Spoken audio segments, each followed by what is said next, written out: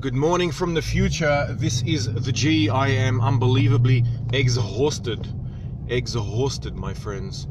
And we select to share. I don't know why I share. Sometimes it says share with 52, sometimes it says share with 90 something. What the hell happened? I get confused. I don't understand, but who knows? That's how we roll. So what time is it now? It's probably like 4:30 p.m. Eastern time in New York. What is that? Friday afternoon. So it's not as busy. I've noticed that sometimes we get less crowds when there are other interesting scopers playing, like the Brain Scientist or whatever, Scott Adams, stuff like that. Mr. Castro, hola. So we will continue from where we were last time. We'll see if we can get about 7 or 8 people. All right, let's just go. So I haven't slept much. You've missed me. Who is this? Surfer Babe. Hey, welcome back, Surfer Babe.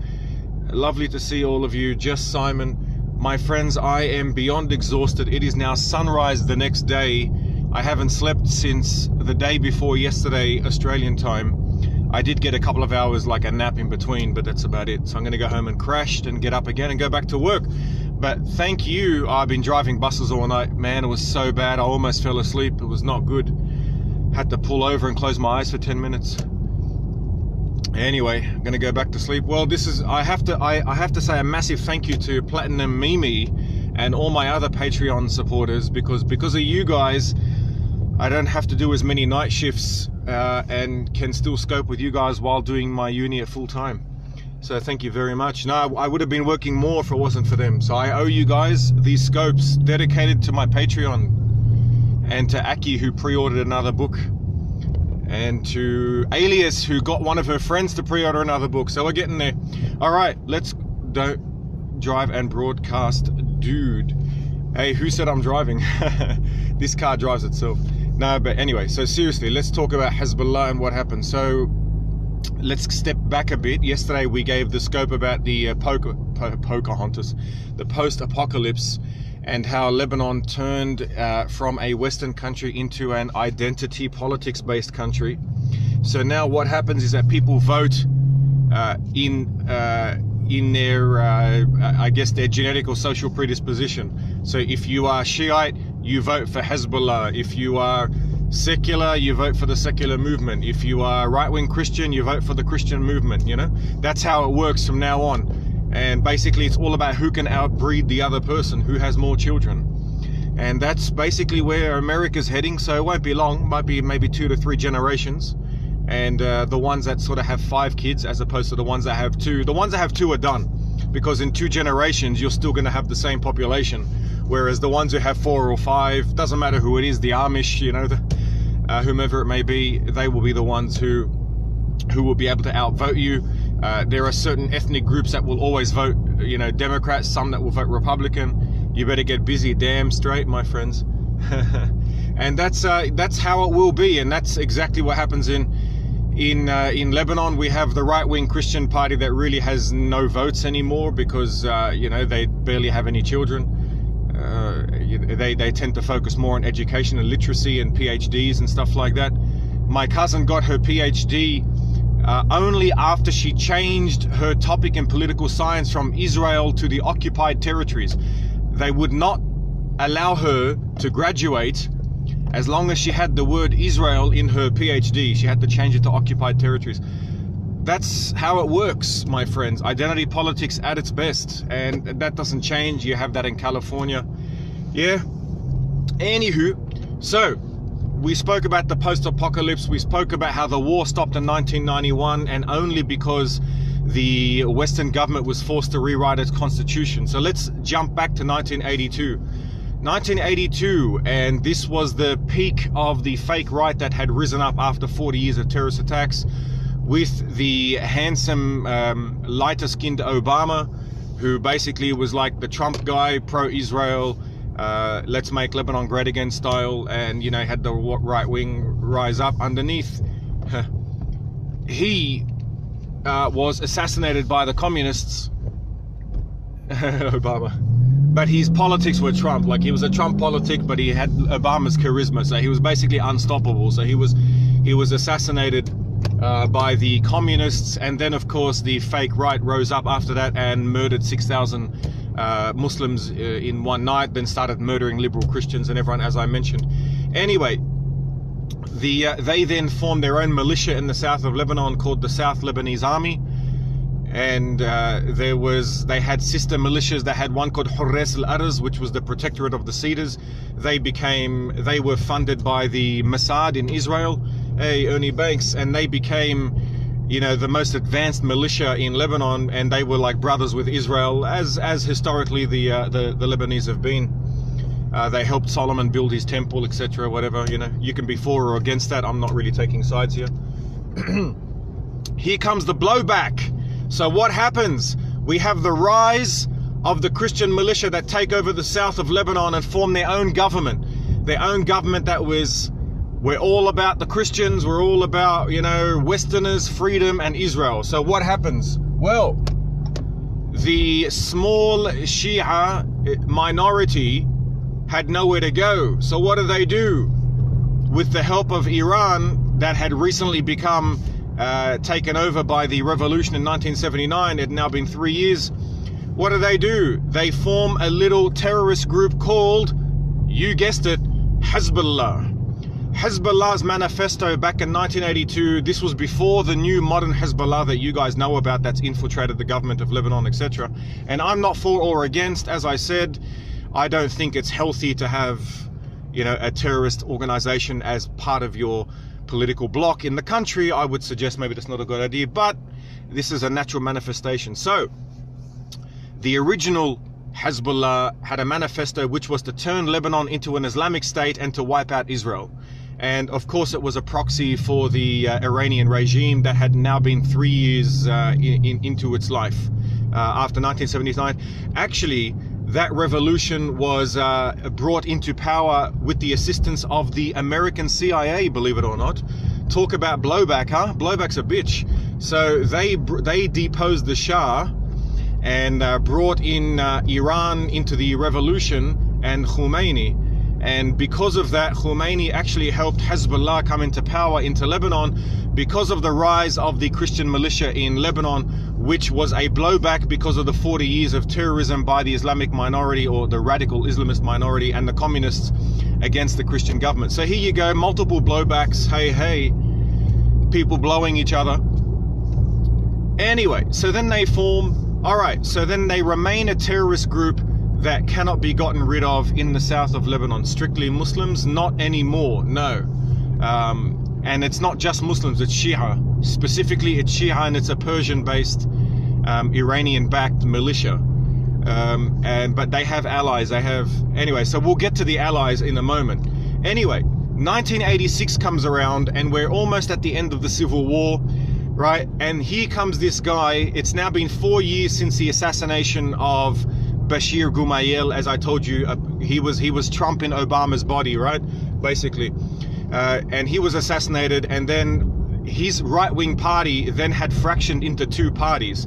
They had one who was sort of like the regular Trump supporters, who were just, like the let's make Christians great again type of thing or whatever, right? But the second half of the party was the Nazi party, right? So underneath the Phalange turned into the normal Phalange and the Lebanese forces. The Lebanese forces was the Nazi section of the party, and they turned on the regular Trump supporters, right? They were so maniacal that they started murdering Christians who were not Christian enough, as I told you. So they basically assassinated a lot of the presidents. And then there was a civil war between the mainstream Christian party and this Nazi party called the Forces, right? And it's funny because some of my cousins are still heavily into the Forces. Like I took a photo you'll see him on Twitter. I've got a cousin of mine with this cross, and I swear to you, he looks like a freaking terrorist. He's got this beard like this long. He's like buffed up. He's got the cross, and the cross is like half a sword, half a cross. Like, they're just mental. I love the guy, but their policies are mental. They're like full-blown unite the right, like freaking non-Muslims as traitors. Yeah, like they started murdering the presidents, and then what they did was they murdered the presidents' families. So they took this Christian president who wanted to make peace with Muslims, and they went to his house, murdered his wife, pulled his child from under the bed who was 3 years old, and as he was screaming for his mum, they shot him in the head. So this is what the fake right does, my friends. That's what true Nazis do. So when I see the fake left calling you guys Nazis, that fucking boils my blood, man, because I've seen real Nazis. That's a real fucking Nazi. Anyway, so basically, anyway, yeah. So yeah, they're worse. The fake right is worse than the authoritarian left a million times over. They're fucking nuts, absolutely nuts. So anyway, so what they did was this Nazi party called the Forces. They took over the north half of Lebanon, right? Because up there, they're like that's where all the hardcore, like that would be the equivalent of like the Deep South in America, like the full-blown like guns, Bibles, right? But these guys are like a subset of those people. These guys were just fucking maniacs. If you had to have a cross on, but it had to be a specific cross with the sword, right? And that sword was to represent the fact that Israel had stolen part of their land. Like these guys hated Jews as well. You know, like the Nazis hate the Jews and shit. These guys hated the Jews as well, right? Anyway, so when you traveled up into their territory, right, they would hold you up, and if you didn't have that cross on, they would take all your bread, all your food, everything about you, right? So anyway, in response to the Nazis, the regular Christians, like the regular Trump-style Christians, right, they then had a new leader.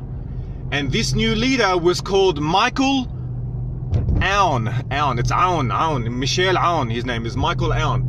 So this guy, in retaliation to them, said, well, F you all, I'm going to violate the constitution, which by law had to have a Muslim, Sunni Muslim prime minister.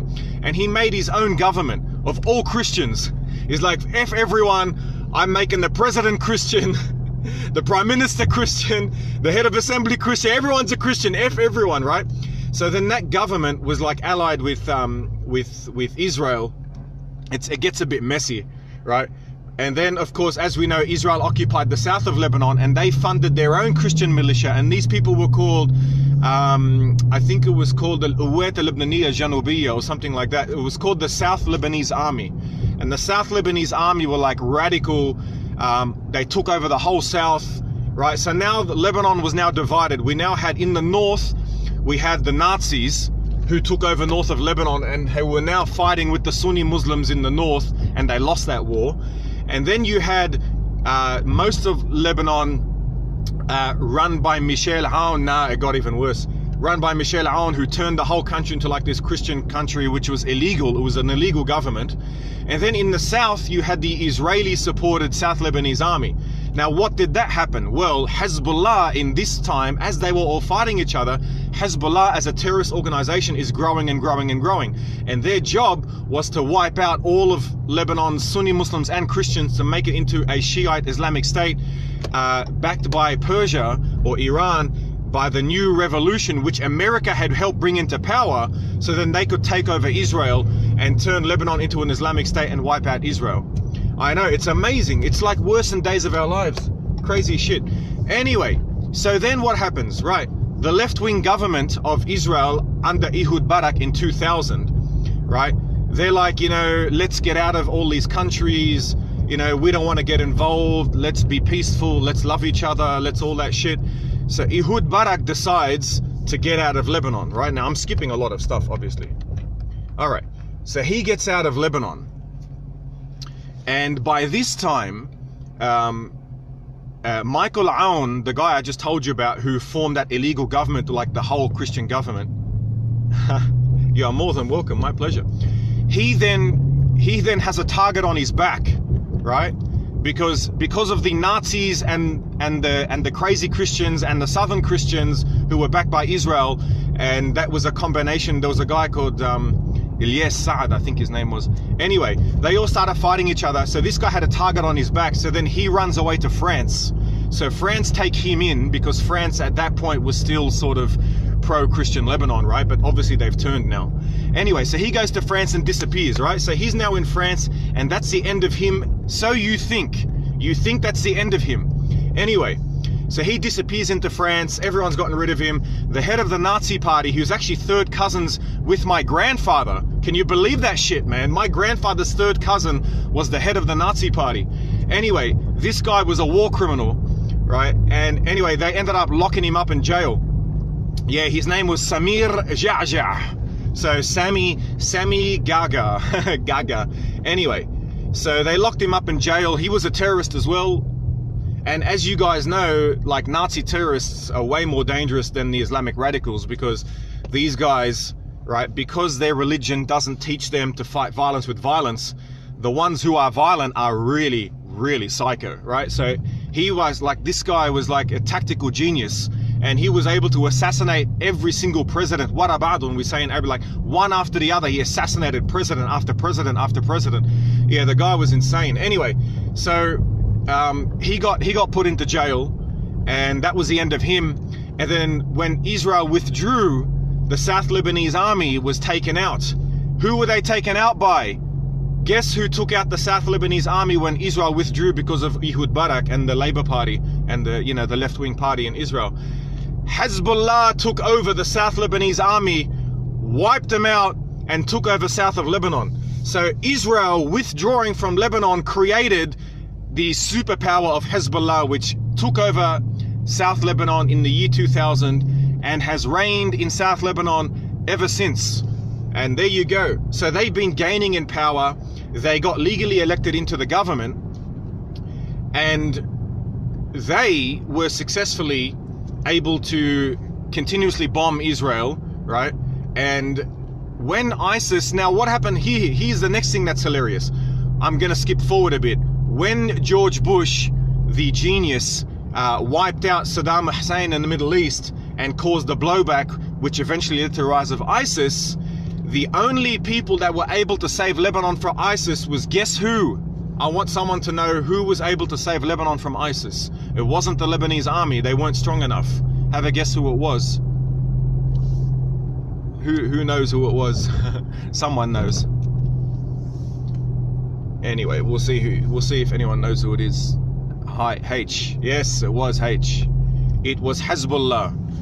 So, America, with its blowback, right, and the creation of ISIS, allowed Hezbollah to save Lebanon from ISIS. Now, guess who partners with Hezbollah who is not a Muslim? Remember I told you Michel Aoun, the guy that went to France and we thought that was the end of him? He came back to Lebanon, partnered with Nasrallah, and set up an alliance between 60% of the Christians and Hezbollah, which was the majority of the Lebanese now, right? It was about 51% of the Lebanese, right? So together, they helped him get back into power, and he is now the president of Lebanon. So isn't it amazing? These people make comebacks like more than Days of Our Lives movie stars.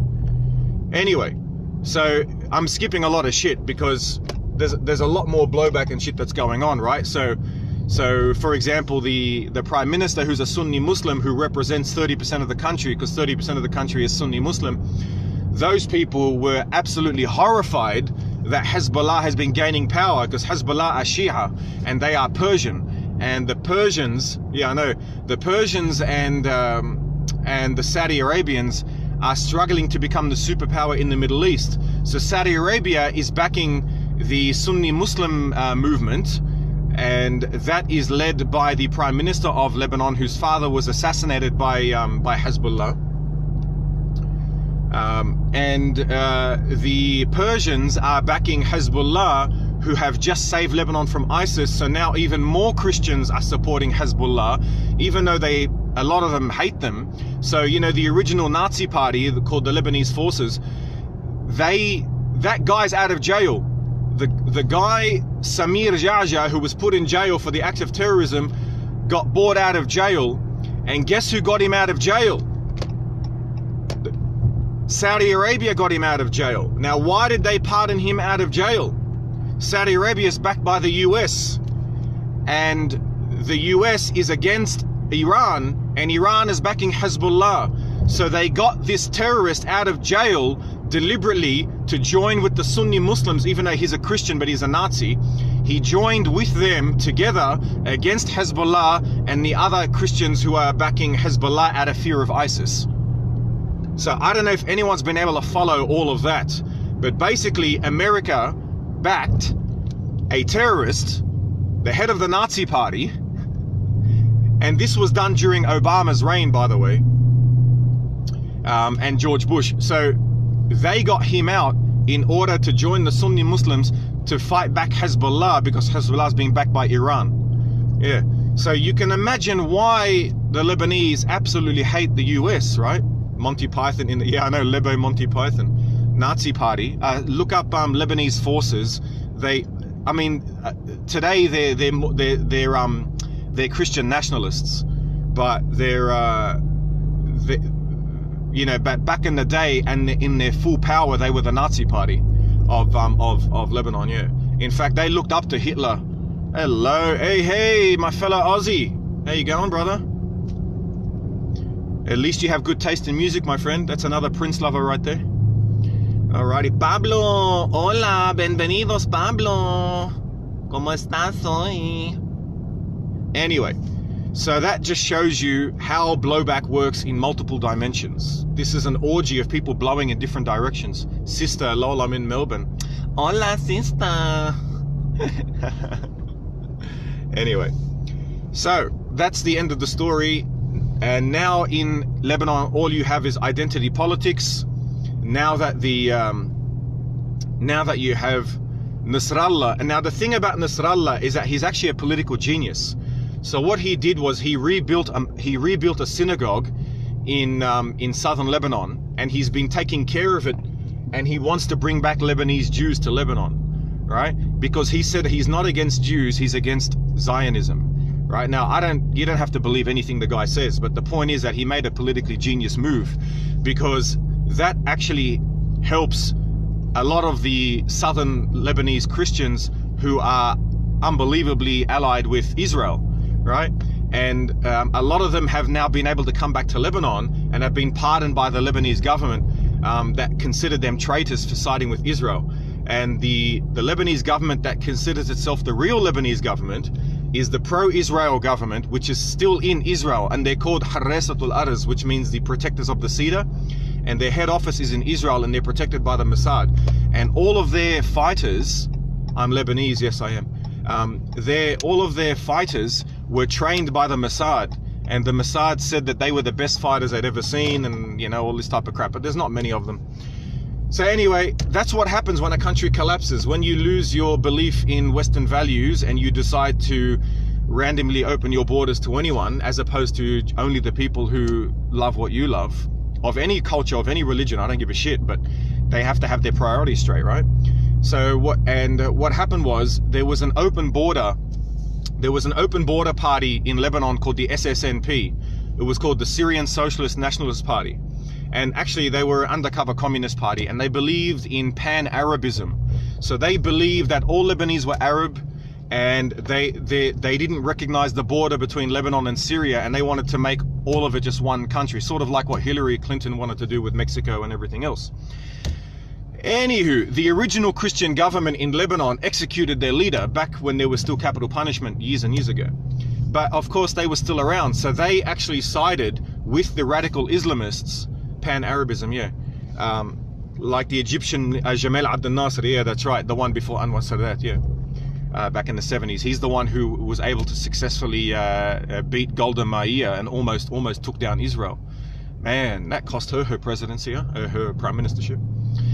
Anyway, yeah, he was probably one of the smartest Arab leaders, I think, ever. He was a danger. And he mysteriously died of a heart attack, yeah. Some people say it was the CIA. Whatever.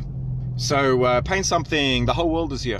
Anyway, oh, look, it's sunrise. I still haven't slept. All right, what do we got? Hillary Clinton want to do with Mexico?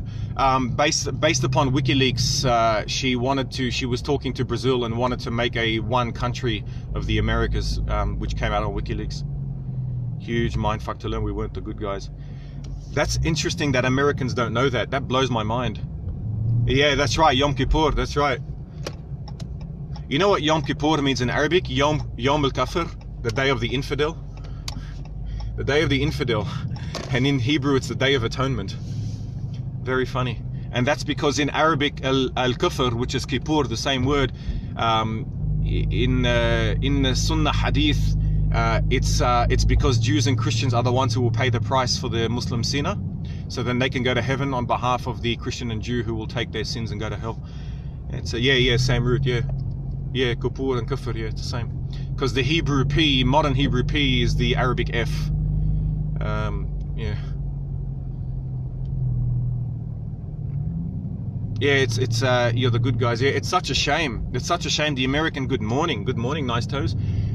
It's such a shame that the American people have been so fooled, I feel, because in the Middle East they can't tell the difference in general. They just hate Americans because they think that Americans are aware of what their government's doing, but they have no clue. Like, you know, isn't it amazing all the blowback that Americans did, which, you know, and they'll back, you know, evil people. It doesn't matter as long as it causes chaos in other places. Anti-imperial though. Yeah, I know, it's hilarious. It's actually hilarious that the authoritarians and the disgusting Democrat Party, which, you know, used to be a party that I was for, but I don't know what it is now. You know, these people are the ones who support, you know, the American backed terrorists around the world. And ironically, it's the Trump supporters who want out of this shit. So it's quite hilarious, the way it all works. So there you go. That's part 2. It's a much shorter version. Oh, my pleasure. Help start the CIA. Anyway, I'm going to go get some sleep, my friends, because I am absolutely exhausted. So I will see you all later. And we shall talk more about it in the future. But ironically, yeah, Hezbollah have now become the dominant party in Lebanon, and now most Christians are supporting them. And by the way, the last irony of it all, the Syrian Socialist Nationalist Party, the one that actually tried to murder, you know, like Lebanese Christians during the war and sided with the radicals, they have now, in the last 2 weeks, have sided with Hezbollah against ISIS in Syria. You know, how does this happen? It's like the ultimate irony. Anyway, all right, guys, love you all, and I'm going to sleep. Have a beautiful day. Always a pleasure. Love my Patreons.